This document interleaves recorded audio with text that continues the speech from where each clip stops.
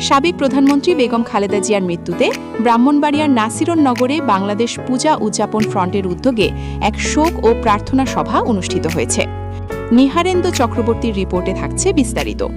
শুক্রবার ২ জানুয়ারি সন্ধ্যা ৭ ঘটিকায় নাসিরনগর গৌড় মন্দিরে আয়োজিত এই শোক ও প্রার্থনা সভায় সভাপতিত্ব করেন পূজা উদযাপন ফ্রন্ট নাসিরনগর উপজেলা শাখার সভাপতি প্রিয়তোষ আচার্য। ফ্রন্টের সাধারণ সম্পাদক জীবনচন্দ্র দাসের সঞ্চালনায় অনুষ্ঠিত শোক সভায় বক্তব্য রাখেন স্বপন চক্রবর্তী, প্রিয়লাল দাস, সুমন দাস প্রমুখ।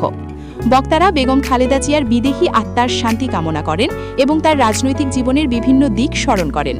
এছাড়াও শোকসভায় উপস্থিত ছিলেন সমীর গোপ, রতন দাস, গিরেন্দ্র দাস, সমীর দাস সহ অন্যান্য ধর্মীয় নেতা ও ভক্তবৃন্দ। সভা শেষে বিশেষ প্রার্থনার আয়োজন করা হয় এবং ১ মিনিট নীরবতা পালন করে প্রয়াতের স্মৃতির প্রতি শ্রদ্ধা নিবেদন করা হয়।